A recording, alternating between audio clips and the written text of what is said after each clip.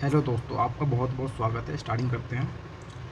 आज दूसरे टॉपर्स की कॉपी है जिसमें सब सर्वश्रेष्ठ नंबर आए हैं प्रदीप कुमार द्विवेदी जी के। उन्होंने जो भाषा लिखी है ना, स्टार्टिंग में थोड़ी कम है, लेकिन लास्ट तक जो उच्चतम जो एक नंबर भाषा बोल सकते हो उसे, टॉपर को जो टॉपर लिखते हैं उस टाइप की भाषा है इनके। अभी तक का इनका रिकॉर्ड किसी ने नहीं तोड़ा है। ये सबसे ज़्यादा नंबर इनके 2018 बैच के हैं।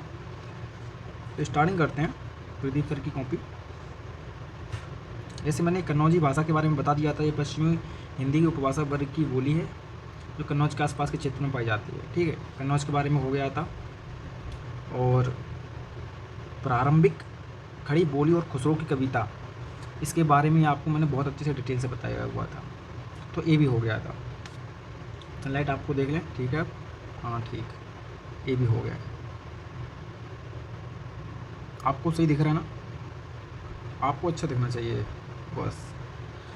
फिर इसके बाद अपन ने भोजपुरी भी कर लिया। भोजपुरी हिंदी बिहारी हिंदी उपभाषा वर्ग की सर्वाधिक प्रचलित भाषा थी, तो आपने इसको भी कर लिया था। ये कौन कौन से क्षेत्रों में पाई जाती थी? चंपारण, रांची, गया, उत्तर प्रदेश का पूर्वी क्षेत्र जो बलिया गोरखपुर आता है वो क्षेत्र के।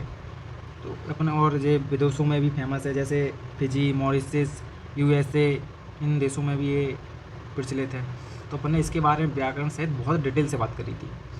अब व्याकरण संबंधी विशेषताएं ये भी बहुत अपने डिटेल से बात करी हुई थी। इसमें एक वचन और बहुवचन बनाने के लिए होते हैं लोग का प्रयोग करते हैं, जैसे हम लोग हैं, सर्वनामों में तोरा, ओएरा, हमरा ऐसा प्रयोग करते हैं।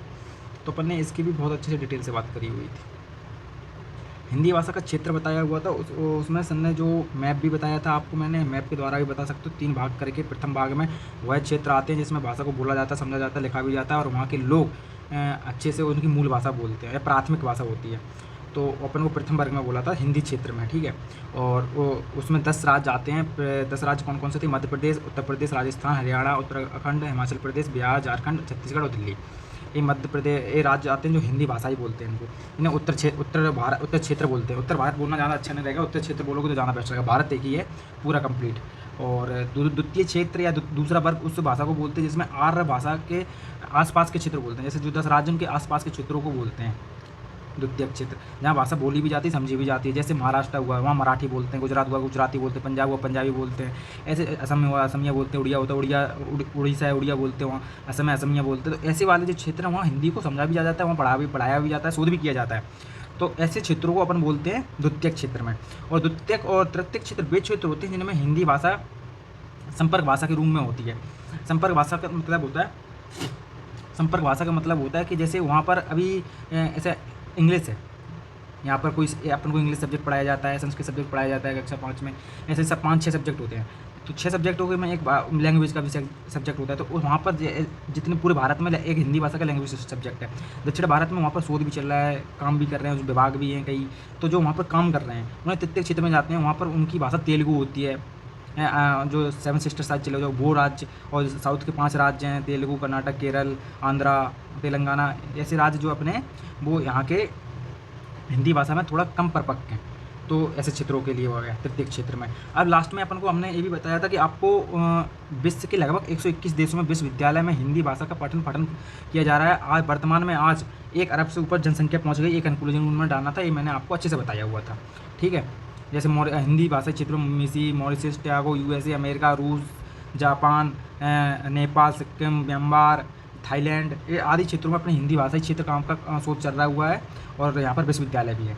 तो इस ये भी कंक्लूजन में इंक्लूड कर सकते हैं। लास्ट पैराग्राफ पे मैंने बता दिया क्या लिखना था। कल मैं बहुत अच्छे से डिटेल से क्लास किया हो, जो नहीं देखे हैं उनको आप क्लास को एक बार रिवाइज मैंने जो करा दिया पूरा, उसको भी देख लें और अच्छे से समझ में आएगा। और मैंने इस क्लास में पूरा रिवाइज करा ही दिया है। अब जिसमें सर ने सिद्ध साहित्य में प्रारंभिक खड़ी बोली का स्वरूप, एक क्वेश्चन समझने का बेस्ट क्वेश्चन है, इसको समझते हैं। सिद्ध साहित्य को वाम मार्गी, मतलब वाम मार्गी होता है या बौद्ध धर्म में वज्रयान शाखा मान लो, वाम मार्गी या बौद्धवाद से संबंधी पूर्वी मध्य प्रदेश से पोषित हिंदू सिद्ध संप्रदाय द्वारा अपनी मान्यताओं के प्रचार हेतु लिखित साहित्य को कहते हैं। तो सिद्ध साहित्य किसे कहते हैं?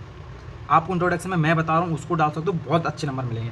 तो सिद्ध साहित्य उसको कहते हैं जो वाम मार्गी वज्रयान बौद्ध शाखा से संबंधित पूर्वी मध्य प्रदेश में पोषित संप्रदाय द्वारा अपनी मान्यताओं के प्रचार प्रसार हेतु जो लिखित हुआ था उनका, जो उन्होंने जो लिखित किया था बाह्य आडंबरों का विरोध करने के लिए, मतलब क्रूरताओं का विरोध किया उन्होंने, उनके लिए जो साहित्य लिखा हुआ था उन्होंने, उसे सिद्ध साहित्य कहते हैं, ऐसा भी लिख सकते हो।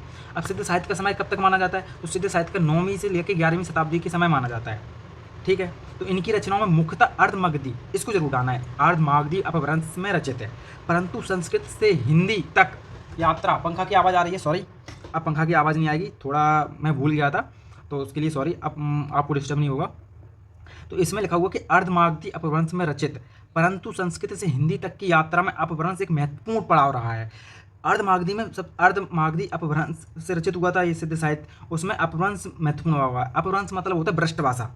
अब इसका एक क्वेश्चन अलग है, ठीक है, हर चीज़ को लिंक किया हुआ है, इसलिए आपको हर चीज़ को लिंक करना पड़ता है, कोई भी सब्जेक्ट पढ़ोगे सब में लिंक रहता है। तो अपभ्रंश एक महत्वपूर्ण पड़ाव रहा है, मतलब एक सेतु का काम किया है उसने, जिस कारण से खड़ी बोली के आरंभिक संकेत सिद्ध साहित्य को देखने में मिलते हैं। तो सिद्ध साहित्य में खड़ी बोली के संकेत मिलते हैं, जैसे रवि सियाग सर ने कॉपी में लिखा हुआ था, स्टार्टिंग उन्होंने सिद्ध साहित्य से की थी। आप इंट्रोडक्शन में मैंने कल बताया था कि यहाँ से स्टार्ट कर सकते हो खड़ी बोली की इंट्रोडक्शन में।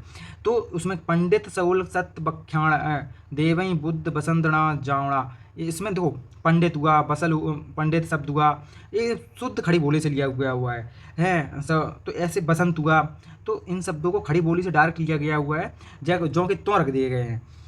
अब ऐसे सर ने दूसरा भी एग्जाम्पल लिखा हुआ है। एग्जाम्पल बहुत जाना जरूरी है, आपको रट लो चाहे कुछ भी करो, आपको 10 बार लिखो एक दिन में याद हो जाएंगे। एग्जाम्पल छोड़ोगे तो नंबर कटने के चांस हैं। घर ही बसई दीवा जाले कोढ़ई बसई धय जाल, तो इस पंक्ति में सर ने खड़ी बोली का प्रयोग किया हुआ है। और इस प्रयोग में आप सर क्या बताते हैं उसके बारे में, प्रदीप सर बताते हैं कि उपयुक्त उदाहरणों में ना के स्थान पर णा का प्रयोग होता है।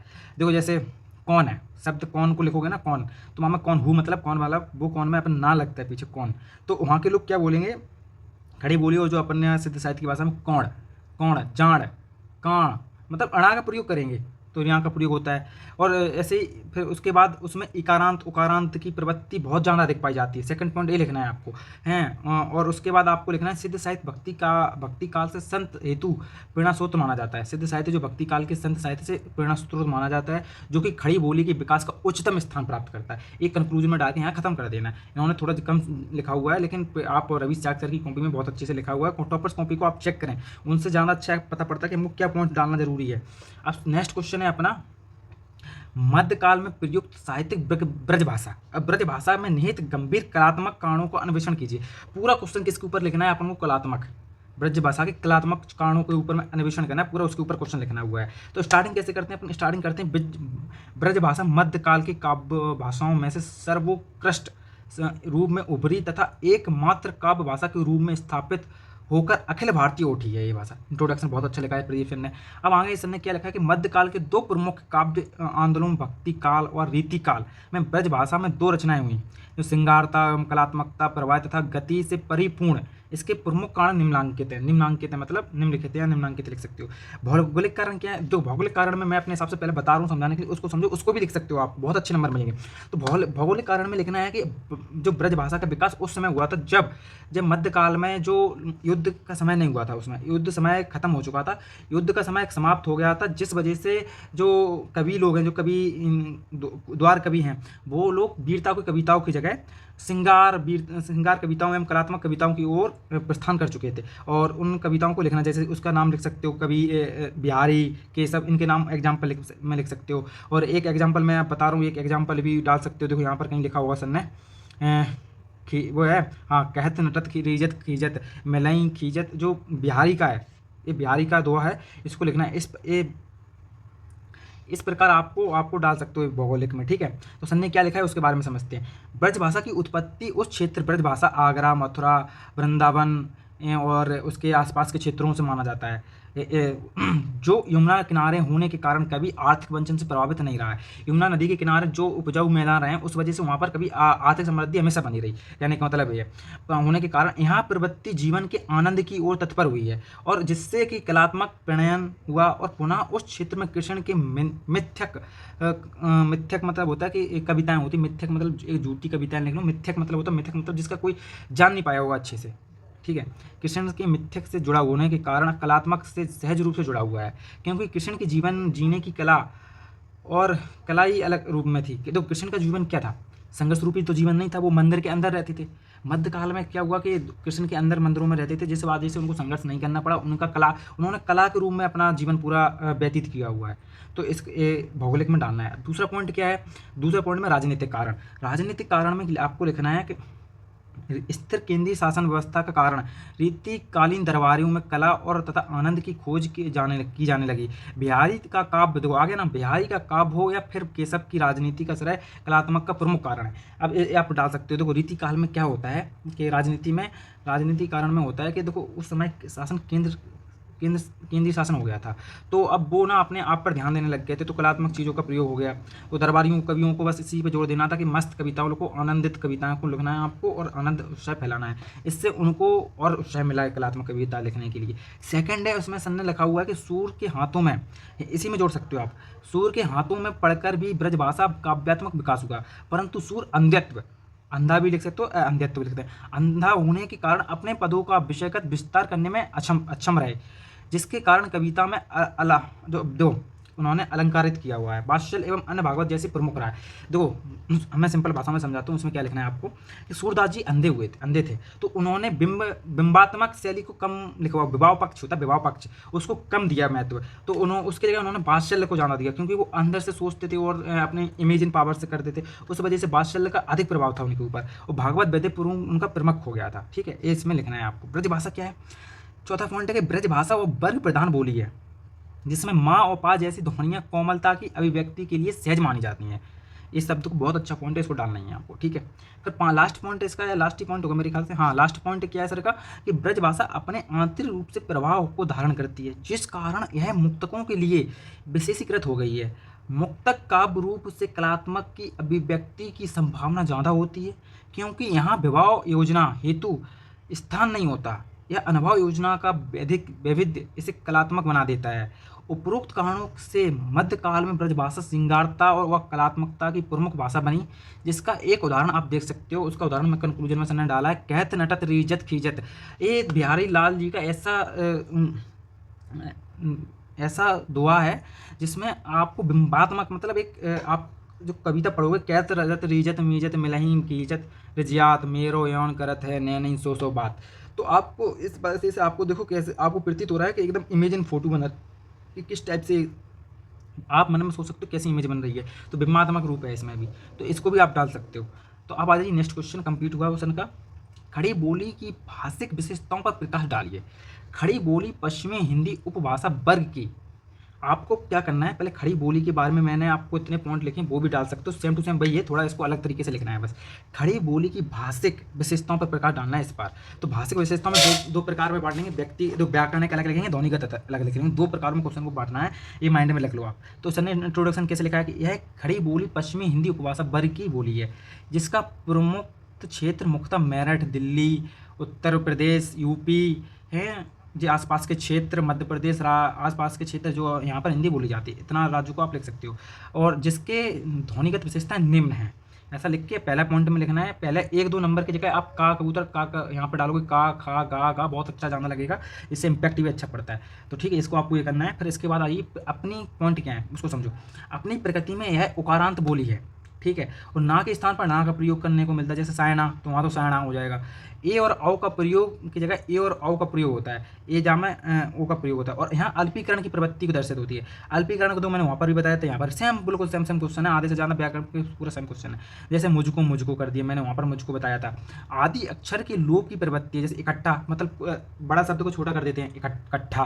द्वितीकरण की प्रवृत्ति मतलब शब्दों को डबल बार, तो द्वितीकरण मतलब डबल बार, जैसे बापू है, बप्पू कर दिया, वहाँ डबल पा लग गया, तो बापू को बाप्पू कहते हैं। तो अब व्याकरण विशेषताएं क्या है इसकी, तो पहली व्याकरण विशेषता आपको दिख रही है ना व्याकरण विशेषताओं में, कि खड़ी बोली के कर्म कारक के लिए भी नए परसर का प्रयोग किया है। नए परसर का प्रयोग का प्रचलन है, जिसमें कर्ता और क्रम में संशय की संभावना उत्पन्न हो जाती है। और दूसरा संज्ञा पॉइंट लगा है, क्रिया के रूप में वर्तमान काल में ता का प्रयोग, जैसे मैंने चलत लिखा बताया था, जैसे भूतकाल में या का प्रयोग, जैसे चल्या, इस टाइप की भाषा का प्रयोग करना है। और भविष्य काल के लिए गा का प्रयोग, जागा है, ऐसे इस तरीके से प्रयोग हुआ। मैंने तीनों रूप वहाँ पर भी बताए थे, ऐसे सेम टू सेम यहाँ पर भी है। अब फिर व्याकरण में तीसरा पॉइंट सर ने क्या लिखा है, तीसरा पॉइंट है कि विशेषण लिंग वचनानुसार विकारी प्रवृत्ति के हैं। जैसे विकारी लिंग देखो जैसे आगे लिंग वचन होता है, जैसे लड़का होगा तो उसके हिसाब से शब्द बन जाएगा, और लड़की भी उस हिसाब से, जैसे काला छोरा, दोनों लग रहे हैं आपको पुल्लिंग, लिंग है पुल्लिंग है तो काला छोरा कर दिया। अब यहाँ लिंग चेंज कर दिया, लड़की की बात करते हैं तो काली छोरी, विशेषण और लिंग वचनानुसार विकारी प्रवृत्ति के रूप में परिवर्तन हो गई, इसी को बोलते हैं। फिर चौथा पॉइंट से क्या लिखा हुआ है, वचन के दो ही प्रकार, एक वचन तथा बहुवचन मिलते हैं। यहाँ द्विवचन की कोई जगह नहीं है, यहाँ पर लिख सकते हो कि द्विवचन और नपुंसकलिंग पूर्णतः अनुपस्थित है। 5वां पॉइंट में मैंने डाला हुआ है, अच्छा पॉइंट है उसमें। अब द्विवचन और बहुवचन एक वचन कैसे होते हैं, तो एक वचन में और द्विवचन का ही प्रयोग करते हैं, और स्त्रीलिंग में भी बहुवचन में भी पुल्लिंग में भी। अब आ जाइए सर्वनाम।